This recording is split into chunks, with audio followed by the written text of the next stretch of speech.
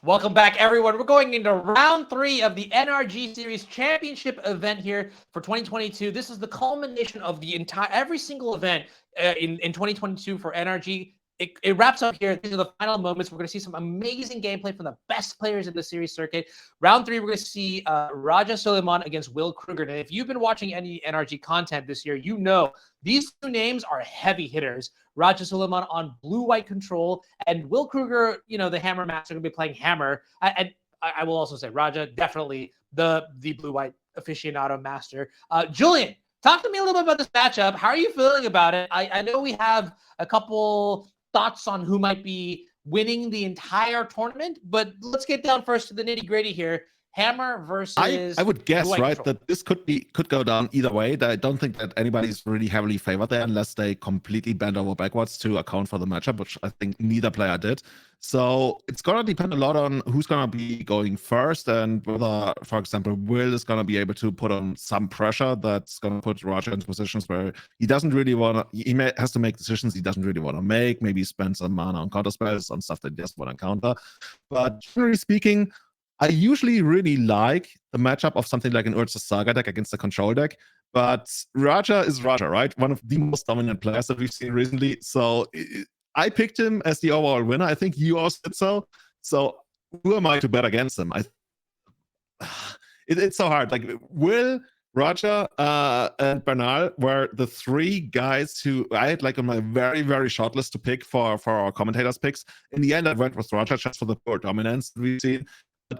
It could have been either one of those for me, and I'm super excited. I always love seeing Hammer Masters swing the hammer, and in Will Krueger, we literally have Thor in play here, and probably one of the best hammer players. Yeah, I know earlier, you know, in the pregame video, Mason alluded to a Mox champion in our midst, and that is Will Krueger, right? I'm not gonna. His resume is just like out there. It's like, you know, super galactic, you know. But Raja, I've had the luxury to watch Raja's games up close and personal. I've had a little bit of time to sort of pick his brain to read how he thinks about cards and all that. And here's the other thing too, right? What I found is that typically speaking, when you play these sort of eternal formats, the longer you stick with a deck, the more you really get to learn the limits of what you can do with it. The more you become a master. And that's why you see Will on the other side exactly as well, doing as well as he's doing with the hammer deck, right? But I think here's the other thing too, right? In a condensed metagame, like the one that we see today, right? Where you only have 16 players, you probably know what everybody's playing based on how they've been grinding throughout the series. That is when I think Control will truly shine, right? That is when I think you get to pick your silver bullets and ride them all the way to the trophy. And I want to see how Raja's deck list works out here, right? So we haven't really taken a look at Raja's deck list yet, but I'm sure we will get to that at some point. One thing that I have noticed in his deck, though, right, and this makes me so happy, is that he's got 2 copies of Broker's Charm. Now, you may be wondering what Broker's Charm is. So you can see on the screen right now, you have Raja's full Bant control deck list. And it's really just stock blue-white with the Teferis and the Jaces, removal in Solitude, Prismatic Ending, and Leyline Binding, stock blue-white Chalice of the Voids, Counterspells, Archmage's Charm. No Cryptic Command, unfortunately. But yeah, check out these Broker's Charms. These are pretty sweet, right? This is basically Archmage's Charm number 5 and 6 is how he explained it to me. And it has 3 modes. You can draw 2 cards, you can destroy an enchantment, or you can do some combat-related thing that doesn't really matter. And it could matter, but it doesn't really matter. Don't worry about that, right? I feel like what's going to be most important in this matchup is destroying Urza Saga, and then also potentially drawing 2 cards if you have a draw-go situation, which probably is going to be unlikely given the threat density of the matchup, but still the kind of card that I think is really interesting to see somebody at such a high level. Have you ever seen Broker's Charm in Modern making a big name for itself before? This is the first time I actually came across the card. I think literally Raja is the only person who I've ever seen play, and if other players are playing, it's because okay, that's a big claim, but it might as well be true. I've certainly never seen the card in action. And you already mentioned, right, this could be a way to get rid of Urza Saga. Like, I'm trying to think here. The first, you would get down Urza Saga on turn 2, and then on turn 3, you can make 1 token, but if your opponent went first, you don't even get to make a token, and the opponent gets to just, like, stone rain you. Out of the blue-white deck. I guess, okay, so the other thing, too, is I mean, if you look at the list, Leyline ending, prismatic ending, solitude. These are pretty stock at this point in this deck. One thing that I also thought was important was subtlety. Subtlety is kind of mixed. I feel like it's mostly for maybe 4-color matchups and things like that. That being said, what I would maybe want to do. Okay, so we're diving right into the match now, and both players are 2-0. Let's see if both players are keeping their hands here. I think in this matchup, it is pretty important to be able to mulligan for important cards on the blue-white side of things, just to make sure that you don't get run over by the. Okay, you can see Will's going to mulligan here down to 6. Same thing goes for the hammer side of things too, right? I feel like, and maybe you can speak more to this actually. Your opinion is probably much more. The hammer matchup. How does the hammer player have to approach this matchup? My active time with hammer is rather limited. I played it for a while, but I'm not nearly as deep as Will is into the deck. But I always feel like hammer has a reasonable grind plan, but doesn't really extend all the way in the end game. But hammer is much more than, the turn 2 kill that can sometimes reduce, or even the turn 3 kill, because that's probably not going to work against Roger here. That being said, even if you just run out, let's say, Stoneforge Mystic, and your opponent has to deal with it, and all the way you have Esper Sentinel in play, you get some more card advantage. Eventually, the manlands, and I guess I'm counting with the Saga as a manland, can get you across. Other than that, you sometimes have the lower draw and back it up with spell pierce. So I think hammer has very reasonable game in the early and the mid game. But in the very long game, it's you can't really play for the very long game. I think at that point the Planeswalkers I think back in the day when Luris was out and about prowling the modern battlefields, I think then you could really grind with hammer. But now it is interesting. I think hammer can put up a fight. It can maybe extend past a couple turns. Are we putting 2 cards back here for Will mulligan to 5? Oof. Okay, that's pretty brutal. I mean, Will is on the draw here, so you get the 1 extra card there, but really trying to have that explosive start might not be very possible. Is that a Springleaf drum? Looks like it is. He also has Stoneforge there, I think, in the Saga. And since we're fetching here, could either be for the Springleaf drum, or maybe we had an Esper Sentinel in hand. I think I didn't see that one. I think it might actually be Give Off Runes that's in hand here. Give Off Runes, another card that could cause, not exactly headaches to Roger. He needs to deal with it at some point, I guess. But let's see what this is going to be. Live total, not a big concern for Void, of course. Just getting the Tethered Fountain here. Yep. It's actually the blue-white mirror. Who would have thought? Laugh. Please laugh. No, I need this. No, I'm kidding. Yeah, so I guess the other thing that's kind of interesting, too, is, so just to continue my thought, is, Luris allowed the hammer deck to really grind. Without Luris, it does have a second wave of offense and maybe a weaker third wave of offense. But the way the blue-white deck is designed, especially with copies of Dress Down and abundant removal, it's really hard for me to see a future where the hammer deck is able to win a long game. Roger's sitting on a fairy, and if he's got the 3rd land, then he can actually bounce the Urza Saga. But he misses the 3rd land drop. That would have been a big thing. Now Will can actually, his 3rd land is a Saga too, which is somewhat unfortunate, I guess. He might just try to write that. Because if he goes for a spell here, that's going to allow Roger to counterspell it again, to actually make use of his mana. Whereas if you delay the use of the counterspell until later in the game, then it's going to be awkward for Roger. But no. Oh, okay, I see. We're making the construct right now, so we can use the Springleaf drum and get Cigara's aid into place. Sure. Okay. Then I guess Roger has to decide whether he wants to let the resolve. That's very powerful, right? Still for no 3rd land. To 5. That's very. Is this game just over? You had a reasonable plan. This is one of those classic scenarios, right? Where the opponent is money getting down very low. You keep a decent hand, but then you never hit your land drop, the additional land drop that you need. And your opponent, even though you might be able to answer anything they have, you just don't get there, and the low mulligan is going to get you. This could be Urza Saga going to take up to 3 here, and I think Will needs to make a big decision. Am I going to go ahead and make another construct, or am I going to float the mana and try to attack from a different angle? And I really like taking the value here, putting another construct into play. Urza Saga going to go ahead and now search the library based on the 3rd chapter. Maybe just going to pick up a hammer and equip it to the construct in play. Yeah, I mean, we don't see any white mana in play or anything like that. Not that it would really matter all that much here. That could be, let's say, a Solitude, I guess, on Roger's side. to take care of that. But even then, we still have our constructs to get in there. I like the hammer. I certainly like the hammer there. Yeah, I mean, you see your opponent stumble, so just kill him dead, baby. That's what I'm talking about. Literally bring down the hammer. Something I learned on the very first Magic broadcast I ever watched, that was Pro Tour Los Angeles 2005. Randy Bueller told me, always take full advantage of a mana screwed opponent. And I don't know, man, like to this day, that's something that stuck with me in my head. That's good advice. Hall of Famer, that's Hall of Fame advice right there. So yeah, so what are we considering here? I think I guess we are considering which of the constructs is actually worthy of the hammer, which one is nicer. And it looks like the older construct is actually gonna get to hold the hammer. Okay. Is that the older one? I feel like that's the one that got printed in Modern Horizons too. Like it's the construct token for Urza Saga. I guess it makes sense either way because the other one was summoning stick. Yeah. And here comes the Solitude. So here's why, right? Because think about it, right? Now you if you had equipped it to the other one, at least you could punch in for a couple points of damage this turn. That is the value that has been lost on the table here. I mean, you're going to gain a lot of life. Oh, is this?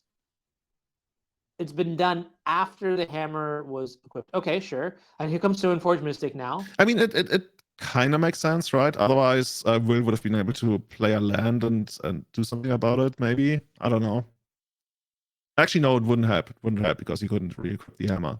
So yeah, Stoneforge is coming down here and is probably going to get something like Caldera Complete, I would guess.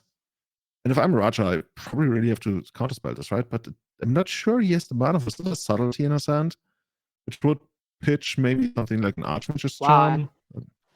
Really feel great, you can really see Raja is just in the tank here, contemplating what to do here. And it looks like he's going to pull the trigger on the Subtlety, motioning towards it. I mean, you're in such a constrained situation right now that I think I have to agree with this line. You just need like a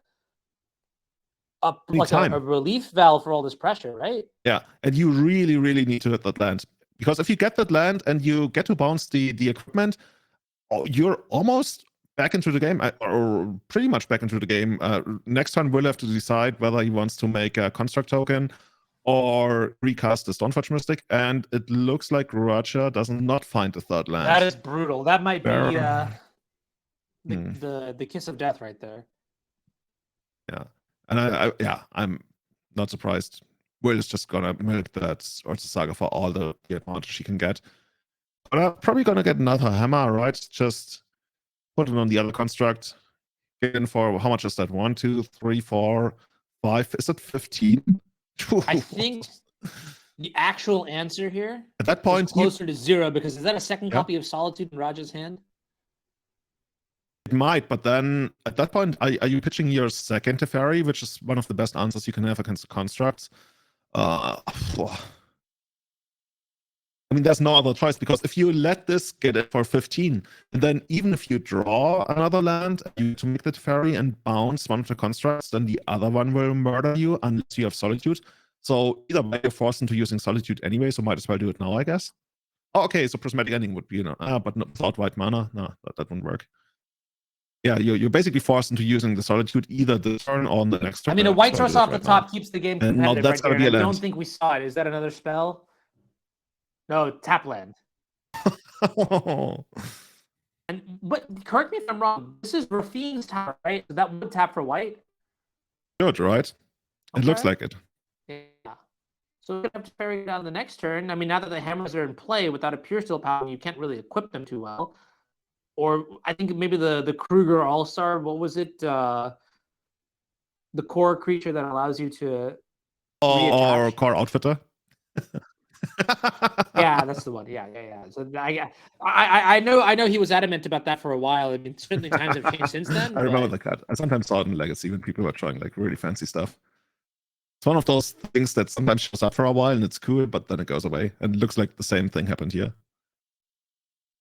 But yeah, no outfitter. What is Will considering here? He's probably considering whether he wants to make mana with the construct. I'm not sure for what exactly. I guess he could start by running out the Stoneforge Mystic and then figure out whether he wants the mana.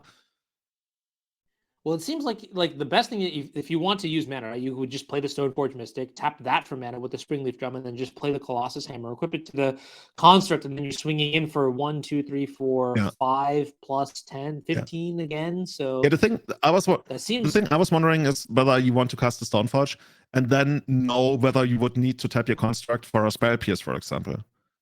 Okay. Yeah. Maybe that's what he's considering right now. Or maybe that's just like what he's representing without actually having. But he's got a really deep decision here. Yeah, I mean, I'm just also trying to imagine how different this game would be if Raja had just a white source come to play untapped here, right? This is the cost of a card like Leyline Binding. And I think it's really interesting to see how the macro is like the minute design decisions come into play when you start increasing the power level of your deck that in a way that that has like serious costs, basically. You know what I'm trying to say? Like it is very interesting to see how this game is playing out and why a 5-color mana base may not always be the best option here. Who would have thought? Okay, so we're just gonna take 4 damage here. No, nothing else in response. And that's gonna be the Stoneforge. And actually, Will has another land, right? He can make another land drop if he wants to. Is that gonna be a Caldera complete? He does have a land, a Windswept Heath, I believe. Yeah, or it could just be another hammer. Oh, it's Nettlecyst. Okay, that's sweet. That's like halfway in between those two. It's something you can bring in with Stoneforge, but you can also easily hardcast it. Basically, just another construct that can also attach to something. You can see Nettlecyst here on the screen. Living Weapon triggered makes a Phyrexian Germ, and then gets +1/+1 for each artifact or enchantment you control. So currently there are Springleaf Drum, 2 Colossus Hammers, the construct itself, and Sigarda's Aid, which will power up the Nettlecyst. And then obviously the artifact Nettlecyst itself. So that's a lot of power and toughness that you can found wherever you need to. But here's Teferi coming into play on turn 5. And it's probably going to down to get rid of the construct. After the dust has settled, it depends on what Roger has left, right? I see an Archmage's Charm in there. He's like not in a completely hopeless position. Like right now, Will has a lot of cards in play that don't really do all that much. Sigarda's Aids, the 2 hammers, and Springleaf Drum. Of course, the Sigarda's Aid enables some insane top decks for Will, but we gotta see, like, if Will floods out here a little bit. I think he drew another land, I'm not sure. He's gotta work this out. Okay, we're just gonna take out Teferi. This is so mesmerizing. Like, watching Will play Hammer actually scares me of trying Hammer myself again. You can just see it, right? I feel like he's seeing from the way he like postures that he's thinking and thinking and thinking. And I'm looking at this board state, and the only thing I'm thinking about is, what the heck is he thinking about? Because like I don't see the lines that he sees, right? He's like Doctor Strange. Right. He sees 14 million lines, and I'm like, okay. And how many of those are you gonna take down Roger? Like in almost all of them, but actually not all that many. So Roger, what are you gonna do here? You can steal a creature, but that would be Stoneforge. That doesn't do anything for you, especially since it can't block, I guess. You can counter something, which you're losing on board. Countering isn't the greatest. Well, you can draw 2 cards. Taking the Germ's not great here, because then you could just suit up the Nettlecyst to the Sentinel, and that would kill the Germ token, and then you would just take a lot of damage. So you can't really take the Germ, can you? Isn't it mana value 1 or less? Oh, you're right. I thought it was power. Yeah, but you're right. Of course, manually, right? That's where you can take the stuff. Yeah, then you just let re-equip it dies, as you mentioned. That's not great. So that's really like a tempo play. But now we're going for 4 mana. What does this deck do for 4 mana? It could be like to make your Leyline Bindings cheaper. How about Jace the Mind Sculptor? Okay, this is a bad joke. Jace the Mind Sculptor better than all? Does that card pass the modern day test? Not. I mean, it's still around, but here, since we're getting a try on tap, it's probably just going to be for Leyline Binding. Okay, Roger does have 2 copies of Jace in his deck, but yep, no, it is simply Leyline Binding to help facilitate the cost reduction, or to fetching the Triumph to facilitate the cost reduction on Leyline Binding. Leyline Binding going to take care of the analysis. That gets rid of the Germ token, and now Stoneforge Mystic punches in for 1. Raja actually looking very stable here.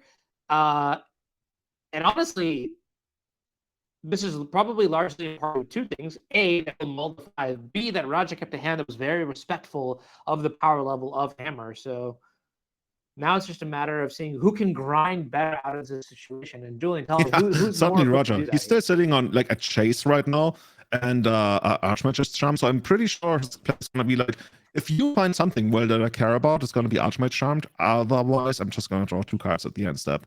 And then maybe even set up for a potential chase next turn. So Pure Steel Paladin, okay, I guess that one must be countered. Unless we have like a ton of removal spells, which we certainly don't have here. Yeah, Pure Steel Paladin is very lethal here. Like an ungodly level of lethal here. So yeah, I do anticipate that this gets countered. And then if not, Raja must have another answer. So yeah, I mean, Raja's kind of thinking about it, I guess. He's not immediately snapping it off, trying to pretend he has some resources, I guess. But yeah, this one cannot stick. I mean, the issue with letting it resolve is that you immediately move to equip the Stoneforge Mystic, and then you can also equip the Ornithopter if you want, and then you have 2 really scary threats. It's not great.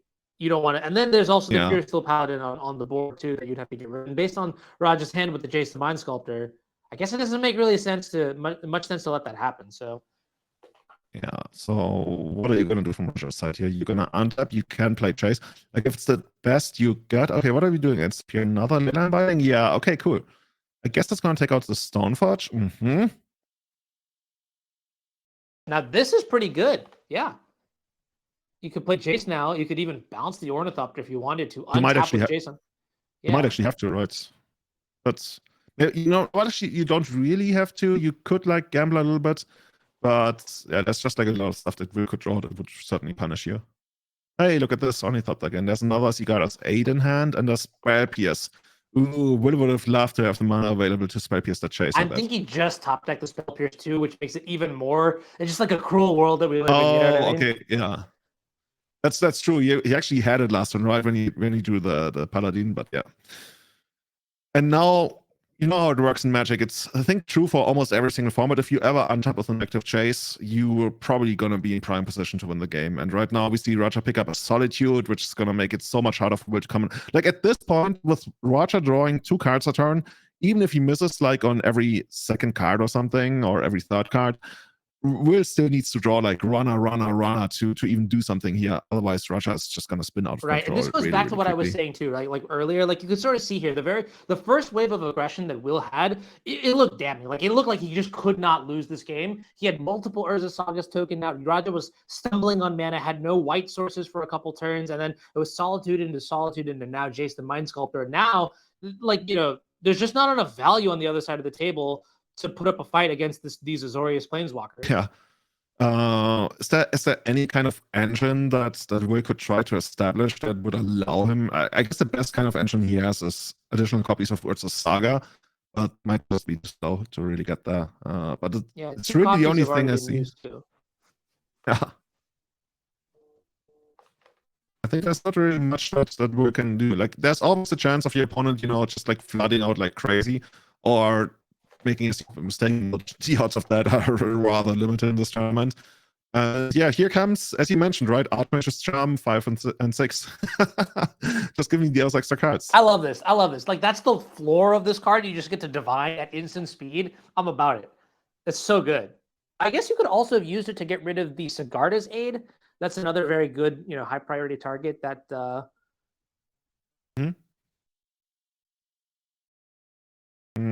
Interestingly, Archmage's Charm will not be able to steal Inkmoth Nexus, right? It says gain control of target non-land permanent, pretty sure. Oh, could you imagine that if you could just not even Stone Rain, just like steal your opponent's land for 3 mana? That at instant speed, nonetheless. Yeah. This is why I don't get hired for R. This will never get hired for R&D because have like a constructive meeting, like, oh, what do we want to see in 2024? Instant speed Stone Rain. Yes. Okay, Anu.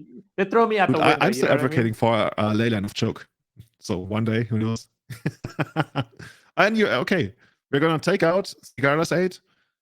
So that's going to make Roger breathe a little bit easier, even though I guess Pure Steel Paladin would still allow Will to equip those hammers. But Roger, as far as we know, is also sitting on a Solitude. So he's very, very much in control here. Will need to present a godly amount of offense to punch through and still deal something like 13 damage. Which, honestly, like for the hammer deck, whether it's like 10 or 15, well, 10 makes a difference, but if it's like 15 or 16 or 12, I'm like, whatever, man. And now we're gonna try to poison you. If Roger was like serious about using your life total as a resource, he could use health as a resource and be like, you know what? I can take some poison counters, I can use that, I can tempo, like I can swallow up some poison and gain some tempo and response while you spend your mana on attacking me with your land, and eventually I'm gonna make you get rid of that creature. That's the ultimate thing, you know, how people say I got 19 extra points of life and I want to use all of them. Roger has like 10 health counters basically, and he wants to use 9 of them. I think like at least how I expect this game to wrap up here, it's going to be mostly about, first of all, drawing your answers, and then secondly, about how you want to allocate each answer to each threat. Now, at some point, Roger's going to have so many cards that it doesn't really matter, and you can literally throw anything at anything. But, you know, for example, saving the Leyline Binding for other threats, or delegating Solitude for Ink Moth Nexus is very important, because that's something that, you know, Leyline Binding and Prismatic Ending can't hit. Or maybe sometimes having to like unsummon your own Solitude just to continue there. But now looks like the tables have turned. Solitude coming in the red zone and going to gain some life and a couple more shots here, and then we'll be pretty safe out of range of dying instantly, and that would also cause a lot of problems right too. Now this seems almost gone, and yeah, Will just picks them up. He was probably like still seeing some line, like one last future, as you mentioned earlier, Doctor Strange, where he still wins this game. But now we're actually moving to the second game. Roger coming back after what looked like a really, really good start for Will, and Roger struggling to even like do anything in this game, even finding his third land on something like turn 4 or 5 as a tapped land, and then still turning the game around and emerging victorious. This is honestly, there's a reason, right? We picked Roger to win this game. He's powerful, man. and against Will Krueger. Yeah, he's just like third land, didn't even need it, and then like literally on the nick of time. I mean, albeit the Refine's Tower did come into play tapped, which was, you know, kind of like a suspenseful moment to see if Will had like a last shot to do it, but then to Fairy into, you know, stabilizing with more removal, double Leyline Binding, and then it was just a bit too much. And honestly, I think the way I expected game 1 to play out was pretty much, okay, fine. Maybe I didn't expect Roger to stumble, but there's just so much removal in this blue-white deck that it's really okay. I gotta specify. There's so much removal in this blue-white control deck.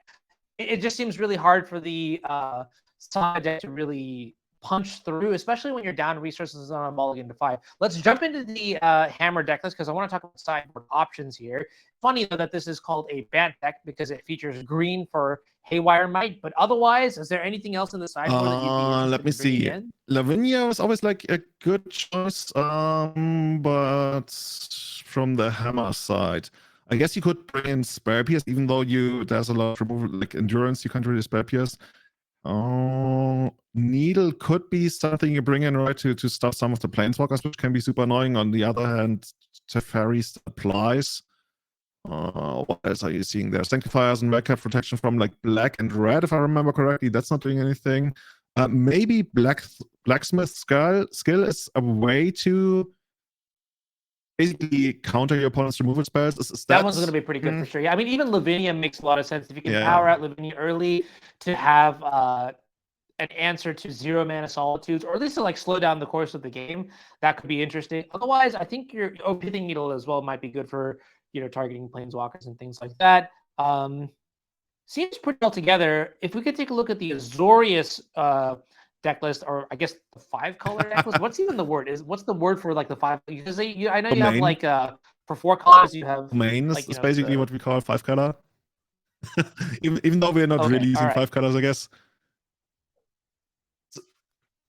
Well, in this sideboard, there are some clear winners here, right? I see a copy of Wear Tear.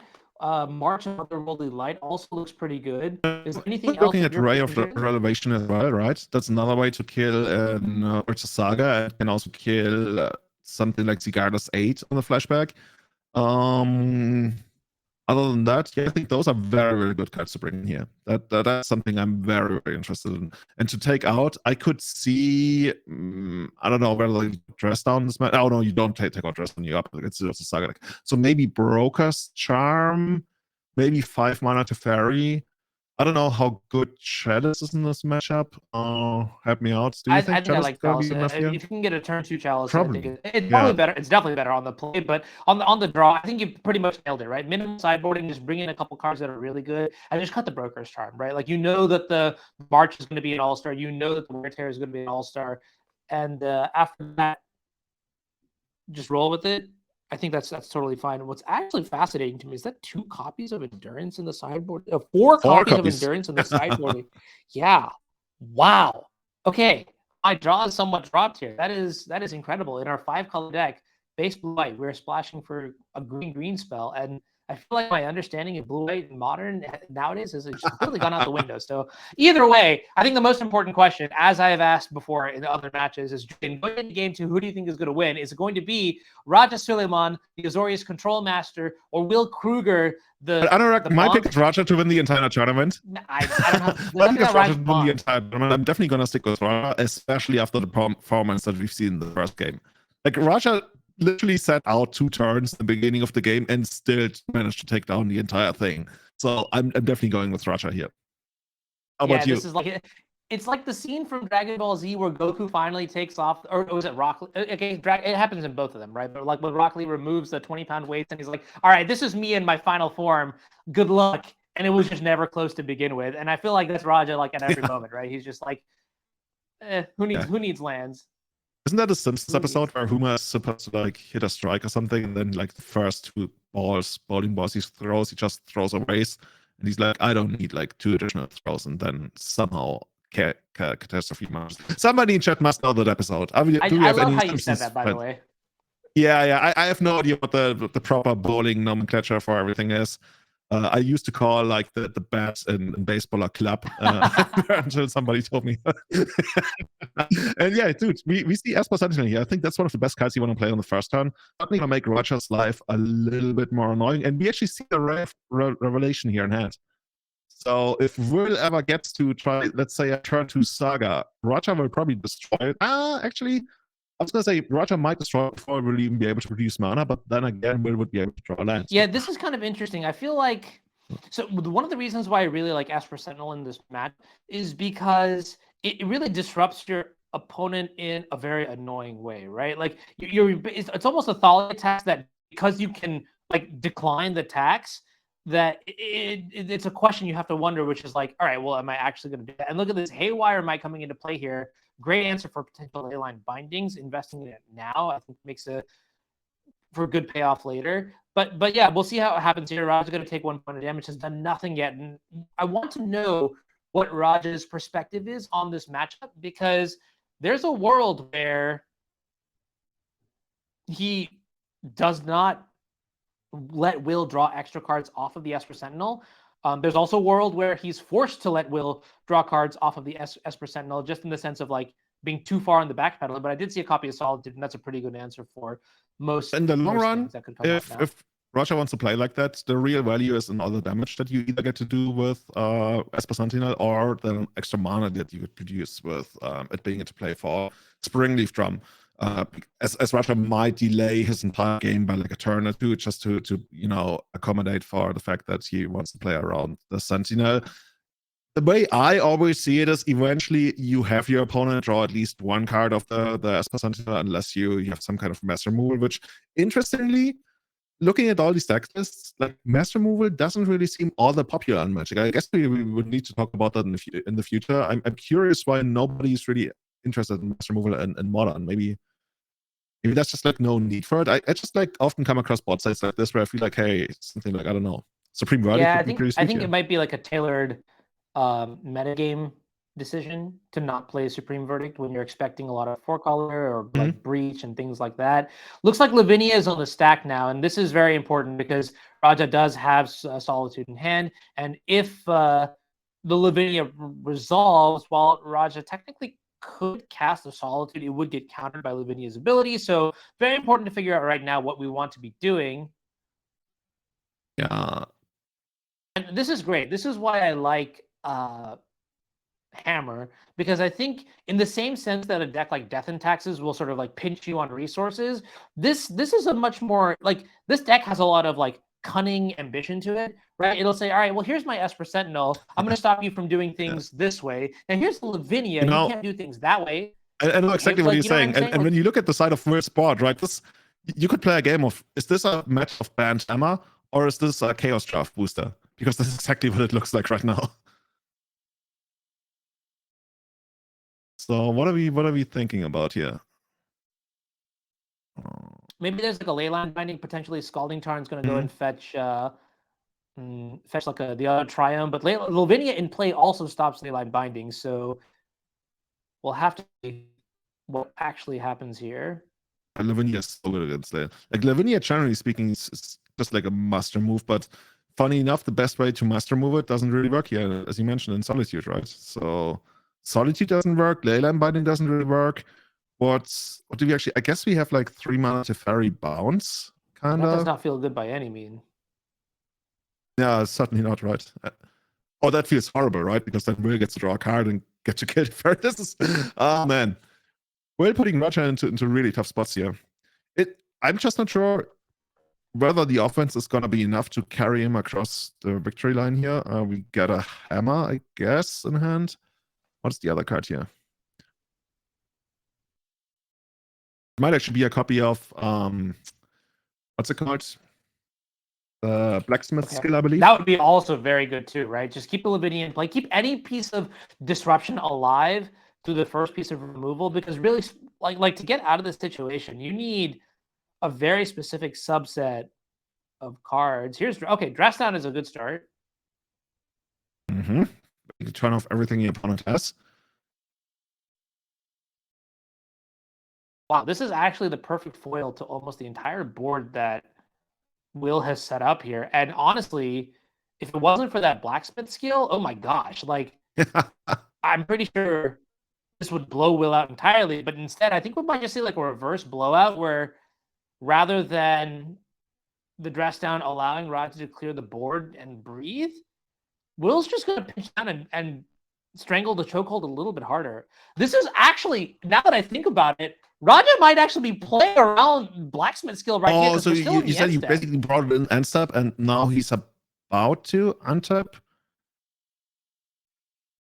Or maybe we're discarding. No, yeah, I think so, right? Because think about it. Because if you do it on the end step, this gives you a window of Solitude. If there is a blacksmith skill, then you just untap and blacksmith skill is like the effect doesn't, and then you can use a removal spell on the other creature, like more removal spells on the same creature that was. That's true, but then you're still like not making a very great trade. You're basically like trading the Solitude plus the pitch card for the blacksmith skill, and okay, I guess that's where the skill comes in now. So is it a skill game now? Though, I don't think there's a really good way around it though, because Will has all of these cards. There's never. Yeah, you just have to power through it. There's no way that you can't go over it, you can't go under it. You just got to pummel right through it, and I think that's what Roger's doing here. Yeah, just doesn't have enough time to try anything else. And there's the Seacrums to tell. Okay. No. Another Solitude. Okay. But the rest on is gone. We have another Solitude that won't really be able to use, and the Giver of Runes is active. Roger is caught in this maze, and he kind of knows how to get out of it, but it also keeps flooding. And he probably won't be able to get into the exit of the maze before it all floods entirely. It's really drowning him in just like random good stuff that's super hard to play against. Okay, well, here's a flooded strand. Drawing lands is certainly one of the first ways to get out of the situation. There's another copy of Solitude, but still Lavinia. I guess the Dress Down wasn't on end step. Because it might have been during attacks or something. Yeah.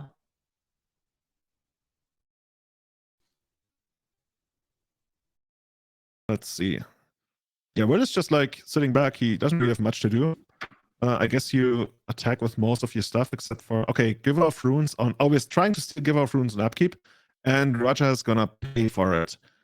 Guess the Giver of Runes is now gonna tap in response to give protection to something. Probably doesn't matter too much, but we want to keep it tapped.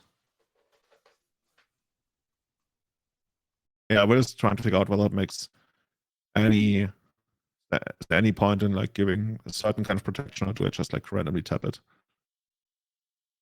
Okay. Haywire might probably gets protection from, I guess. Yeah, it really doesn't matter because we have Lavinia in play, right? Yeah. No, just moving in again. For how much is that going to be? Like 2, 4, 6 or something? Oh, wait. Oh, there's going to be something with Nexus. Okay, well, Roger, he's something like, after this attack, he's going to be, I want to say, 1 and a little bit more attacks away from being lethal, but he's going to attack with the Give of Runes as well, right? Which can either like trade or jump block something here. If Will floods a little bit, like if Will doesn't really hit anything on the next 1 or 2 draw steps, I think Roger will be able to turn this around. But it all starts with taking out Lavinia, and to do that, you do need your 5th land. You really want that 5th land here. Yeah, mana is going to be absolutely critical. And there it is. There's the Hollowed Fountain. So going to shock maybe down to 5 life now.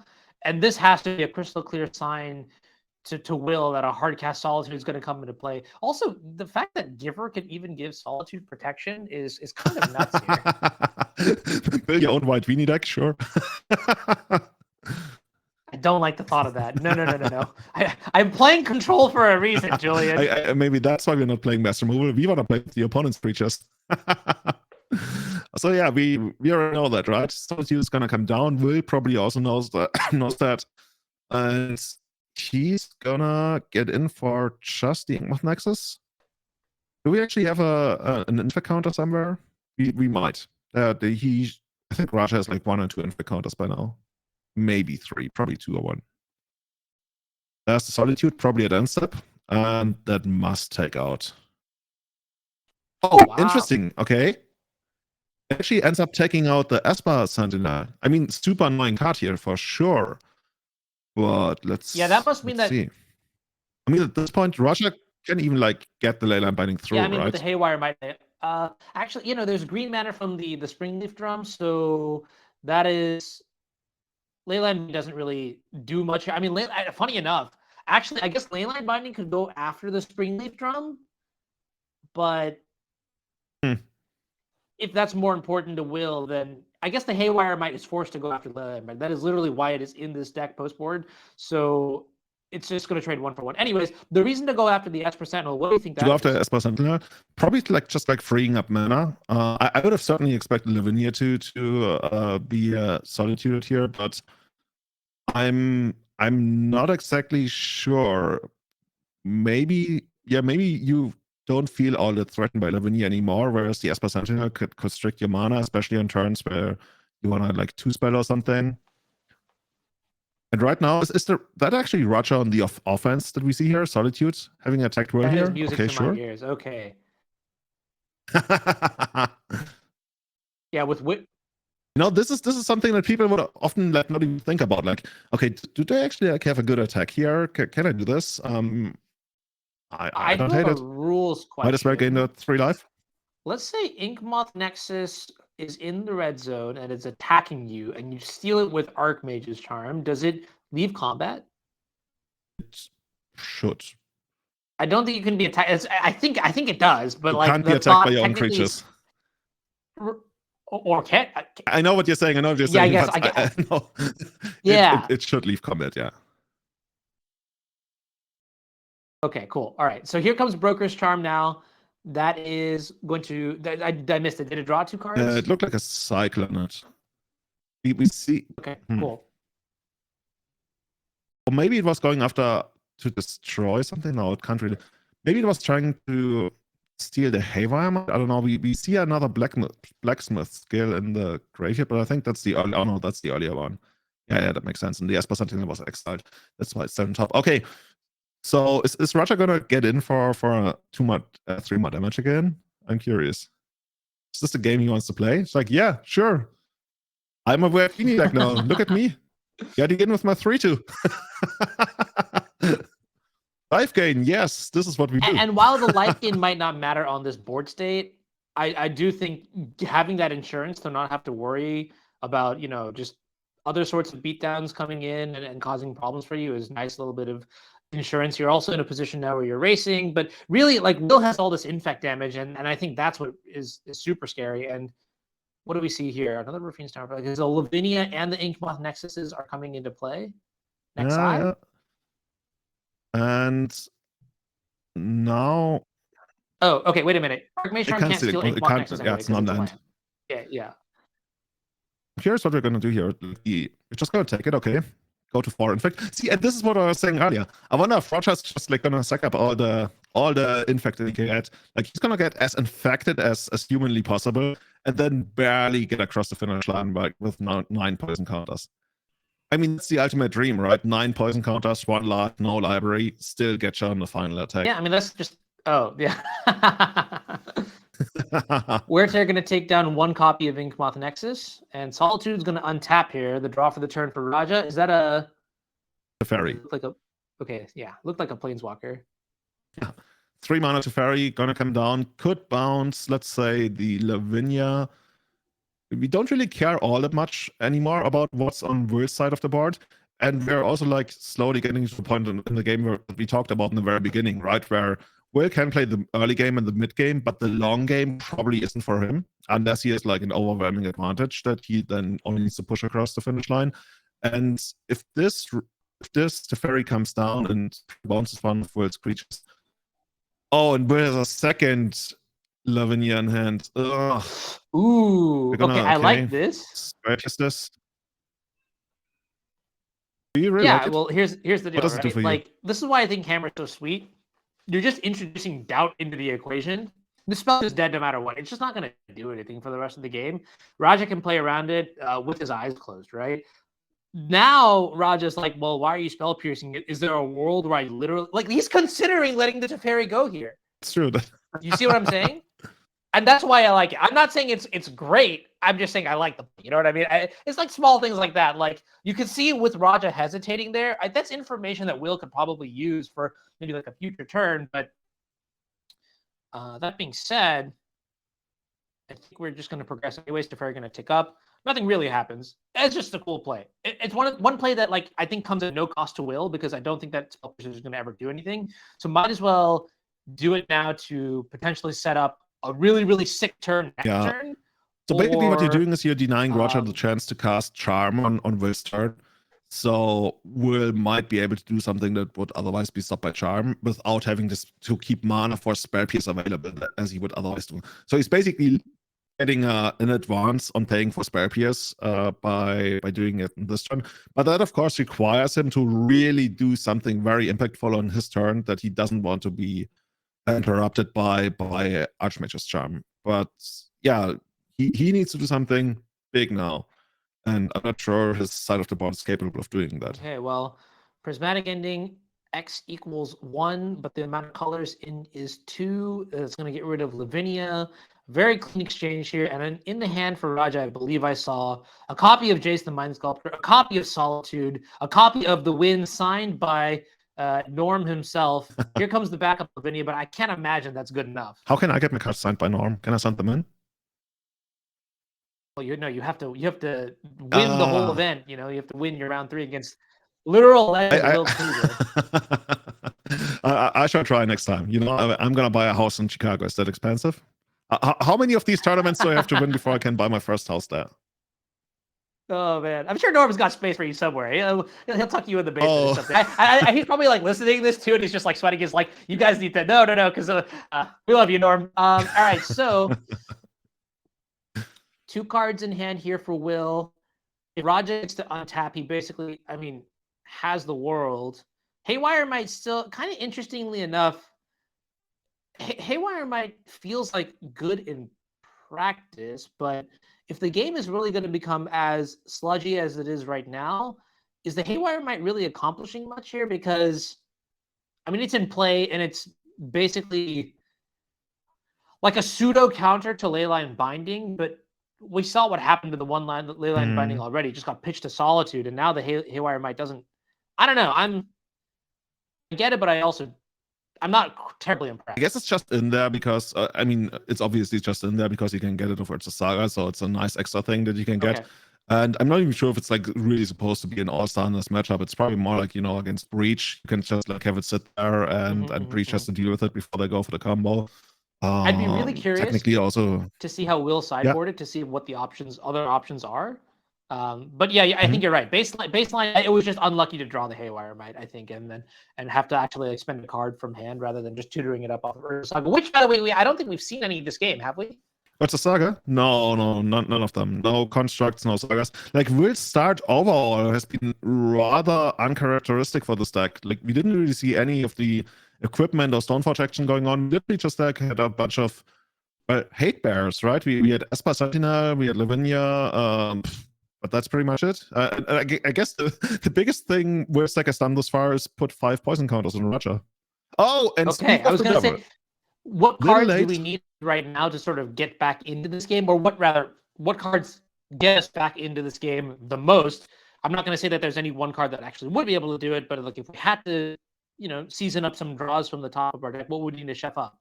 Yeah, it's probably gonna be. I was gonna say it's probably gonna be a series of Urza Sagas, but then I remembered we actually had that Ray of Revelation, I think, in the opening hand for Roger. And yeah, now it's gonna make it so that even if Will finds another Urza Saga, it's just gonna bite the dust again. And the writing might. It's kind of weird to say the writing might be on the wall with like Roger at okay 10 and 4 poison counters, but he just I don't think it's weird to say it at all. Roger Sulaiman, one of the best Azorius control players in the planet, it has the writing on the wall. You know, I'm gonna say it right. I'll say it point blank and clear.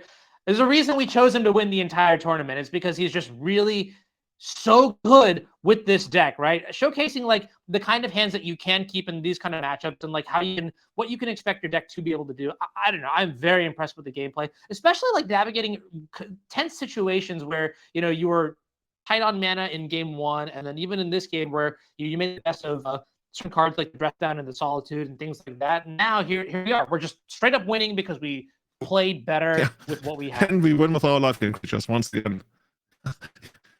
Oh, Roger's even considering sending in the Give of Runes as well. Squad. No, but this is okay. This is 2 swings. Doesn't really change the clock. Just take 6, pass. Sit behind Archmage's Charm. We already know Will has nothing that matters, and we're sitting on Archmage's Charm. So we got basically every place covered. And yeah, Roger takes the game, defeats Will Krueger, previous player of the year, Magic Online Series Championship, and one of the best Hammer players in the merge, dude.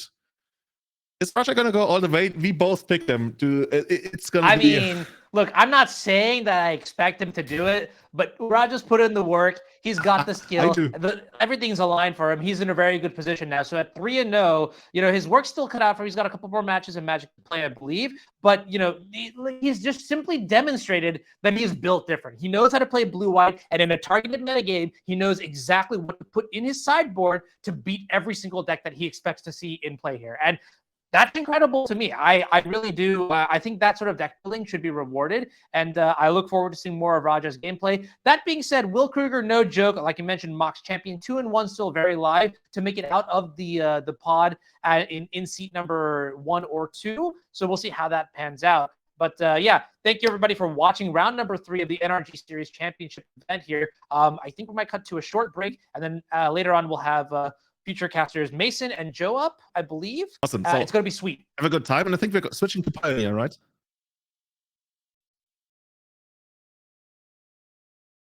Just whoa. Kidding. Okay, so we do have another match that we may be able to watch instead. So more content for you guys. Wonderful. So earlier today, in round number 1, part of the way the tournament structure works is that we have it's round robin play. So everyone's going to play against each other. So every single round matters, even if it was earlier in the round. We're not doing Swiss. So we're going to actually track over to Ivan Espinoza playing against Zach Allen as our backup match, our time walk match. And that's going to be, let's dive right into that. I believe that is sort of his iconic archetype, playing Zach Allen on Azorius Control. Last year, Zach Allen was one of the players to sort of pioneered the adaptation of Run and 6 into Blue Light when you have the parts of Daylight Binding already last year. And so we'll see how it goes here. Julian, we have they can wait. we've done a lot of analysis about this match earlier. Talking about game one, I want to run the blue by control side just because we see a lot of removal on spot removal on Ivan's side, which probably won't really do all that much good, but it's probably going to be fighted out. So in the first game, I just like being on the Astoria's control side, and I also feel that Aqua's Charm might be the better card draw style compared to what Ivan's rocking. That's the expressive iteration. So my guess is that Zack should be able to take this down. I think we might have an echo here that we'll try to get resolved as quickly as possible. Hey, it's good to start. I've never seen control. They're fixing to sleep. Can you always do it like that? Like, you know, Magic is just clocks, everybody gets like 10 minutes. We have the light bulb. Both players agreed. No, we're just gonna build our mana bases, 10-minute no rush, and then we start playing in the second or third time. Red and 6 coming down, getting another fetch land, but it's gonna be Leyland landed. +1 card advantage, of course, for Ivan by getting that land back. And now Zack's trying to match him. He's gonna have his own Ren and 6. Oh, the game audio from the replay is coming through to This is the one time where I think I will give Twitch chat the benefit of not having the correct voice. So we'll see if we can figure that out real quick. Thank you everyone for being patient with us on this.